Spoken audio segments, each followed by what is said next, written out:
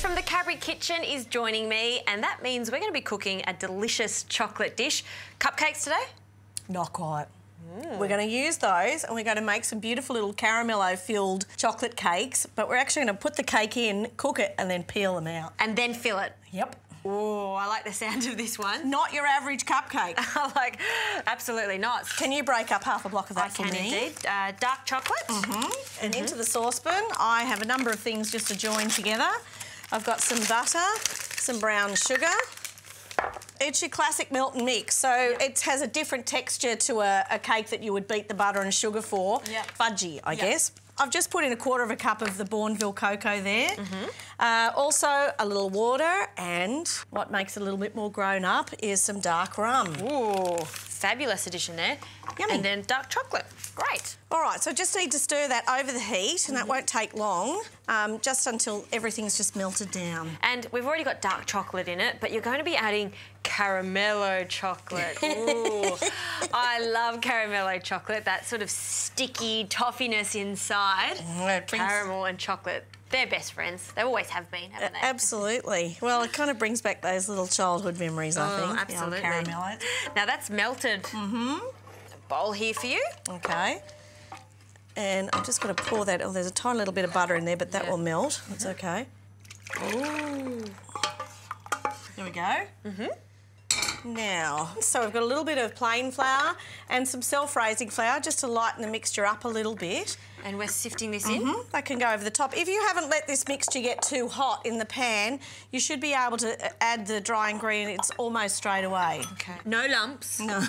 Well, there might be a lump or two, that's all right. We might have to put the whisk in a second. Okay. And we also need an egg, please. 1 egg, and I'm just going to crack that egg into a bowl, and I'll give it a little whisk, just with a fork. I'll tell you why your recipes are so appealing, Trish, because they're always accurate, but they're super simple to do. We test a lot of recipes in our kitchens, and we have to do it a number of times before we're happy with it.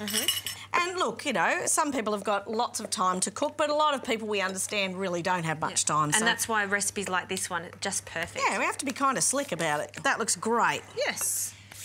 Yeah, I'll lift that. And then this is, I think, the cleanest way to do it. Put it into a big jug like this, and then you just have to pour it into your little cupcake holders.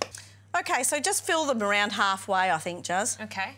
And then they're going to go into the oven, in a moderate oven, 180 degrees Celsius, for around about 20 minutes.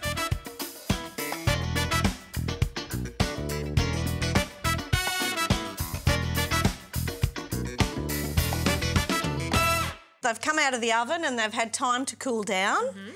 And now it's time for us to just peel them out. Sometimes they'll just pop out. So whilst I'm getting these ready, I'm just going to spring these out of these papers and then cut them in half. I need you to add some caramello. Half of it's going to go into that cream, and then the rest we can just allow to ooze in its little pieces on the top. And we've got some cream here that we've just whipped so it's soft. To soft peaks. Is this what texture you're looking for? Do you want it finer? Oh, that's enough. That's enough? Yep.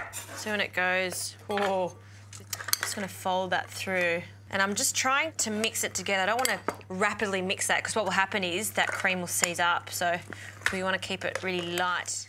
So we just need to put a dollop of that in between these little cakes and then finish them off with a little bit of extra caramello on the top. So how much is too much? Well, it depends on how much, what oozes out later. Okay, so let's just make a few, Trishy. Okay. A bit more? I reckon. Being a bit stingy with the cream. I think you are. Okay, a little bit more for you. And then we finish it off with some more cream, or we just put a little... Yeah, I like to smash them open a little bit and then let them... Once it warms up a bit, then the caramel will ooze out. Trishy, looks good. And I love this little cake stand you've got here. We'll just put them on there. One more. Okay. I'm going to taste that one. Mini burger. Any good? Love it. Rich chocolate, caramel, and then as light and fluffy as clouds, that cream. Just a perfect combination, as usual.